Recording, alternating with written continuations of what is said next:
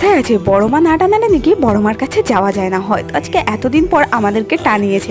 তাই তো সকাল সকাল ঘুম থেকে উঠে 7:30টার সিউড়ি শিয়ালদা এক্সপ্রেস ধরে চলে এলাম সোজা নৈহাটি জাংশন। আর ওখান থেকে নেমে সোজা মাত্র 5 মিনিটের হাঁটা পথেই আমাদের হচ্ছে মন্দির।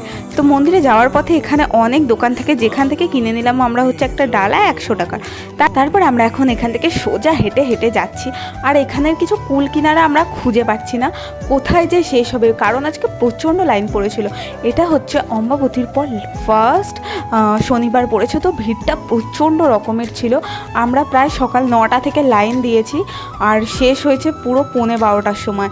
তো লাইনটা আজকে শেষই হচ্ছিল না। আর গরমটাও ছিল আজকে, মাঝে মাঝে রোদ উঠছিল, মাঝে মাঝে মেঘ করছিল, মাঝে মাঝে বৃষ্টি হচ্ছিল। তো আমরা ছাতা মাথায় দিয়ে আরামসে দাঁড়িয়ে গেছি। আর পুরো 3 ঘন্টা লাইনে দাঁড়ানোর পর ফাইনালি মায়ের দর্শন, ভেতরে ঢুকলাম। আর ভেতরেও প্রচুর